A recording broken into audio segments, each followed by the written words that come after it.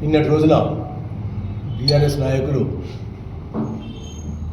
పద్మశాలీలను అగౌరవపరుస్తున్నటువంటి కేకే అని ఒక శీర్షిక ద్వారా మీటింగ్ పెట్టడం జరిగింది. కేకే గారు వచ్చిన తర్వాత, మా ప్రభుత్వం వచ్చిన తర్వాత పద్మశాలీలకు బకాయిల గురించి కానీ ఇతరత్ర పద్మశాలీలకు జరిగే ఒక వ్యవస్థ గురించి కానీ ముఖ్యమంత్రి గారితో మాట్లాడి, చేనేత జౌళి శాఖ మంత్రి తుమ్మల నాగేశ్వరరావుతో మాట్లాడి మనకు రావాల్సినటువంటి 300 కోట్ల బకాయిలను ఇప్పించినప్పుడు కృషి చేసి ఇప్పించారు. అయితే వాళ్ళు ఏమంటారు, 300 కోట్లు ఎవరికి ఇచ్చారు అంటే 300 కోట్లు ఎవరికి ఇచ్చారు అనేది కూడా మీకు వినబడతలేదు, కనబడతలేదా? ప్రజలను అడిగితే సీట్లను అడిగితే గెలవడం లేదా? ఏమిది మీ బాధ?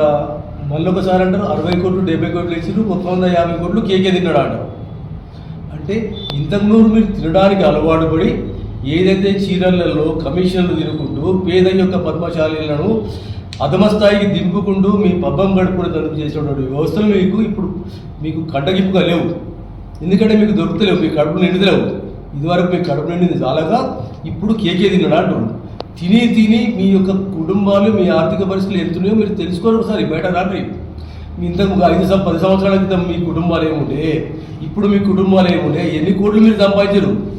ఫస్ట్ అది మీరు ఆలోచించి మాట్లాడాలి. ముందుగా మీకు 60-70 కోట్లు ఇచ్చినట్టు సారి 300 కోట్లు ఇచ్చి ఎవరికి ఇచ్చినట్టు ఇద్దరు వల్ల పోతే మొన్న చనిపోయినటువంటి బైరి అమర్ శ్రవంతి కుటుంబం గురించి ప్రభుత్వ పరంగా సాగర్ ఏడియాలతో చెప్పినాడు, ఈ కుటుంబానికి ఈ సాగు ఎలాంటి ఆత్మహత్యలకు ఆస్కారం లేదు అని చెప్పి తన వ్యక్తిగత కారణాల వల్ల చనిపోయాడు అన్నారు.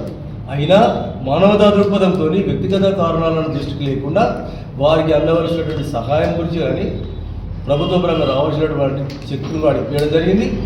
ఇక ముందు ఆత్మహత్యలు చేసుకోవద్దని వేడుకోవడం జరిగింది.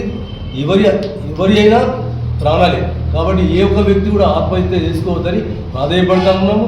వారి అందరినీ సవినయంగా మనవి చేసుకుందాము, ఉండి కొట్లాడదాము. పోయి సాధించేది ఏం లేదని గతంలో మేము చెప్పినాము.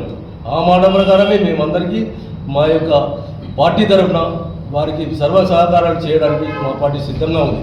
కానీ మీరు మీ కడుపు నిండుతామని కక్కుర్తితోని ఇతరులపై అవాకులు చెవాకులు పేరుతూ కేకే గారు ఇట్లా చేసారు అట్లా చేసారు మాట్లాడు. కేకే గారికి సంపూర్ణంగా కింది స్థాయి నుండి అవగాహన ఉంది కాబట్టి మా యొక్క విప్పు గారి ద్వారా, మంత్రి గారి ద్వారా, తుమ్మల నాగేశ్వర గారి ద్వారా, ముఖ్యమంత్రి ద్వారా ఇవన్నీ మనకు రావాల్సినటువంటి వాటిని ఇప్పించుకుంటూ, అలాగే 30 సంవత్సరాల కళను కూడా సహకారం చేసుకుంటూ 100 డిపోను కూడా ఏర్పడడం జరుగుతుంది. పుట్టగానే పిల్లకు పేరు పెట్టినట్టు 100 డిపో పెట్టిన ఇంతవరకు రాలంటే పెట్టిరు. మొన్ననే 50 కోట్లు శాంక్షన్ చేసారు. వస్తుంది మెల్లగా. మీ అవసరమైనట్లో మెల్లమెల్ల తీర్చడానికి ప్రభుత్వం సిద్ధంగా ఉంది. 3 లక్షల చీరలు ఆర్డర్ ఇచ్చినాం, వస్తుంది. దాని యొక్క విధి విధానాన్ని అన్నింటి చూసి ఎట్లిస్తే బాగుంటుంది, ఏ రకంగా ఇవ్వాలన్న దాన్ని చూసి ఇవ్వడం జరుగుతుంది. కాబట్టి దయచేసి పద్మశాలి సోదరులకు ముఖ్యంగా చెప్పేది ఏంటంటే, పద్మశాలి సోదరులు ఇతరులు కాదు, అందరము సిరిసిల్లలో ఉన్న ప్రతి కులంలో అందరం అన్నదమ్ముల లెక్క కలిసిమెలిసి బతికే వాళ్ళం. కాబట్టి మీరు అధైర్యపడవద్దు, ఆత్మహత్యలు చేసుకోవద్దు. ఏమైనా సమస్యలు ఉంటే మాలాంటి వాళ్ళకు ప్రభుత్వ దృష్టికి తీసుకొచ్చినట్టయితే తప్పనిసరి నెరవేరుస్తామని చెప్పి, కష్టాలు తీస్తామని చెప్పి ప్రతి అనుకూలంగా చెప్తాము. బీఆర్ఎస్ నాయకులు కేకే మన్రెడ్డిని ప్రభుత్వం విమర్శిస్తుండ్రు. పద్మశాలి ఆత్మగౌరవాన్ని దెబ్బతీసిందని మాట్లాడుతుండ్రు. పద్మశాలి ఆత్మగౌరవాన్ని గత 10 సంవత్సరాల సంది మీరు తాకట్టు పెట్టుకున్నారు. పద్మశాలి ఆత్మగౌరవాన్ని గత 10 సంవత్సరాల మీద తాకట్టు పెట్టుకొని బతుకమ్మ చీర పేరుతో ఇక్కడ వ్యవస్థనంతా నాశనం చేసేసిండు. పాలిషన్ నడుపుకుంటూ చేసిండు, సైకిల్ నడుపుకుంటూ చేసిండు, వ్యవస్థ మొత్తం నాశనం చేసిండు. ఈరోజు ఏదైతే చైర్మన్లో గతంలో బతుకమ్మ చీర రాకముందు పాలిస్టరు అండ్ కాటన్ నడిపి బతికిండు తప్ప అంతకన్నా బతుకమ్మ చీరలు ఉన్నాయా? ఇట్లా ఏం పని చేసుకొని బతికిండు? ఇలా వైట్ చీర కానీ వైట్ చీర అంటేనే మా కాటన్ నడిపి, సైకిల్ నడిపి, డైయింగ్ బతికిండు. ఈరోజు బతుకమ్మ చీరలతోని అని పేరు పెట్టి మా పద్మశాలి ఆత్మగౌరవం తాకట్టు పెట్టుకొని వాళ్ళ జీవితాలతో ఆడుకొని ఈరోజు వాళ్ళ చావులకు కారణమవుతుంది. గతంలో వయసు రాశాడు ఉండగా మేము దాదాపు 11,000 అంత్యోదయ కార్డులు ఇచ్చినాం, కరెంటు సబ్సిడీ ఇచ్చినాం. వీళ్లకు ఏ విధంగా పద్మశాలి ఆత్మహత్య చేసుకుంటే సావధాన ఉద్దేశం కొద్ది వైఎస్ఆర్ ఎన్నో పద్మశాలకు ఎన్నో వేసిండు. అప్పుడు మేం చేసే తప్ప మీరు బతుకమ్మ చీరలు ఒక్కటే, మీరు బతుకమ్మ చీరలు ఒకటే, దాంతోనే మీ కార్యాలయం ఎత్తుండు.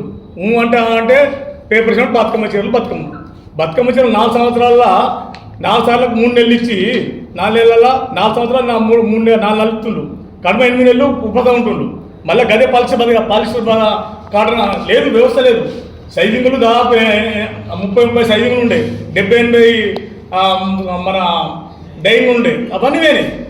మీ టీఆర్ఎస్ ప్రభుత్వం చేయబట్టి ఇక్కడ పద్మశాల యొక్క ఆత్మగౌరవాన్ని తాకట్టు పెట్టుకొని వాళ్ళ జీవితంతో ఆడుకోవాలని ఈ సందర్భంగా తెలియజేస్తున్నా. పట్టణంలో అందరిని కూడా అవమానపరిచిన ముఖ్యమంత్రి అన్నాడు మీకు కనిపించలేదని అడుగుతా ఉన్నా. కాలేజీ గ్రౌండ్లో మీటింగ్ పెట్టి ఇక్కడ అంతా సన్యాసులు ఉన్నారు సిరిసిల్ల అని మాట్లాడి ముఖ్యమంత్రి దొరపోకడ చూపించుకున్నాడు.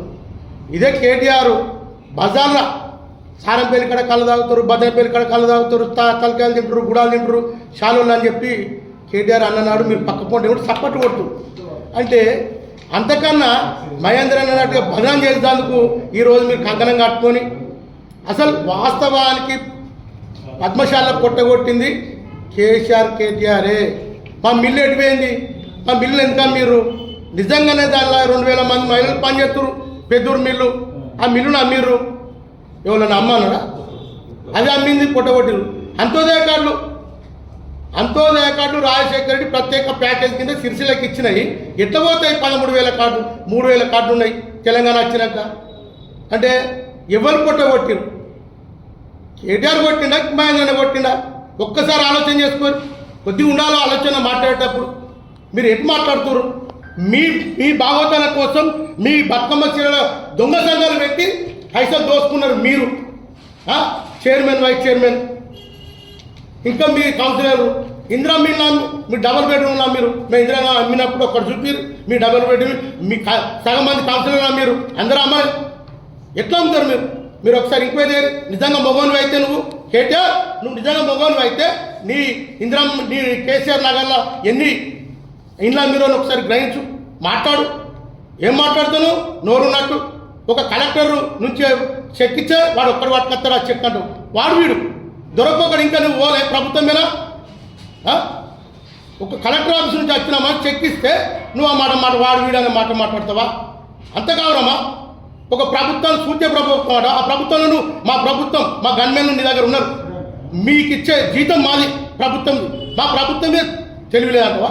అంటే ఆ ప్రభుత్వం నువ్వు ఉన్నావుగా, నీకు కూడా తెలివిలేనట్టే కదా. ఏం మాట్లాడుతున్నావు నువ్వు? ఇంకా చదువుకున్న అమెరికా పోయినట్టు. మరి మేము అమెరికా పోలే, మాకు బాగా మాటలు వస్తాయి పల్లెటూరులో పెరిగి. ఇవన్నీ ఏంటి మాటలు? వెంటనే చరిత్రగా నిన్న మాట్లాడిన మహేంద్రన్న మాటలు తీసుకోకపోతే ఒక్కొక్కరు సినిమాలు ఎక్కున్నాయి మా దగ్గర తీస్తా. మీరు ఖచ్చితంగా చెప్తున్నా, మీరు నోరు మూసుకోవాలి. అట్టిగా మహేంద్రన్న కులాన్ని కూడా ఎక్కడ మీకు సబ్జెక్ట్ ఏ స్టేజ్ మీద మహేంద్రన్న మాట్లాడిండు నీ రోజులు అమ్ముకోమని మీరు స్టేజ్ మీద చూపిస్తా. మీరు కళ్ళు తాగుతారని ఒక్క పద్మశాలలో తాగుతారా? మరి ఆయన ఇజ్జత్ తీయలేదా? ఆయన పక్కపడి మీరు సప్పట్టు కొట్టలేదా? మరి ఆనాడు మీ చెవులు ఎటు పోయినాయి, మీ కళ్ళు ఎటు పోయినాయి, మీ ఆత్మాభిమానం ఎటు పోయింది? ఇయ్యలో కనబడుతుందా? ఆయన ఏ మీటింగ్లలో చూపిస్తే దాని మీద నేను ఛాలెంజ్ తీసుకుంటా. నేను ఎక్కడ మీరు ఏం చేయమంటా చేస్తా. ఏ మీటింగ్లో మాట్లాడు ఈ రోజు నమ్మకమని చూపిస్తారా? ఏదో సంభాషణ వాళ్ళు ఎట్లా మాట్లాడు దాన్ని అది చేస్తే దాన్ని పట్టుకొని ఆయనను బదనాలు చేస్తారా? ఇది ఎంతవరకు కరెక్ట్? ఇది ఇక్కడ జరిగేది ఏంది? ఆత్మహత్య. మీరు మాట్లాడేది ఏంది? ఆత్మగౌరవం అనేది ఏంది? ఆయన ఏమైనా తిట్టిండు అక్కడ? 5 లక్షల రూపాయలు ఆనాడే ఆ కాలకు ముందుకే పైసలు ఇప్పించిండు కదా. ఈ ఎమ్మెల్యే 5 సార్లు పద్మశాలలో ఎమ్మెల్యే చేసినాం.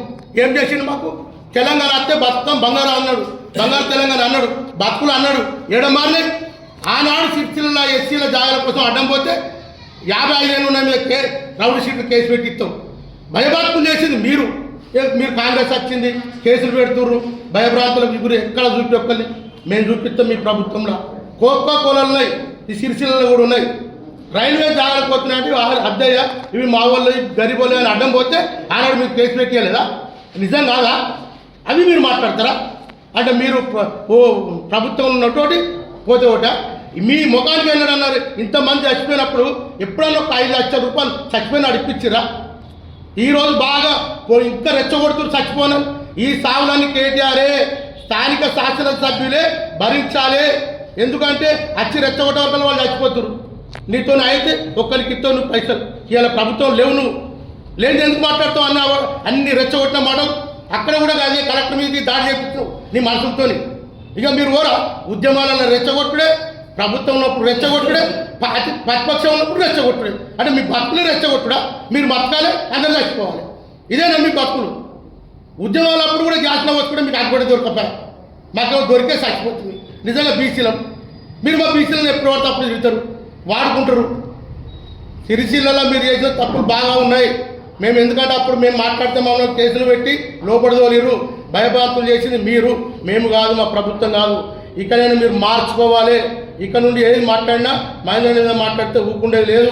ఆయన తప్పు మాట్లాడు, ఆయన ఒక లాయర్, ఆయన తెలివికలోడు, చదువుకున్నాడు. మీ లెక్క అడ్డమైన పనులు చేసిన వ్యక్తి కాదు కనుక మీరు అవి బేసెక్తిగా ఆ మాటలు వెనకకు తీసుకోవాలని నేను డిమాండ్ చేస్తాను.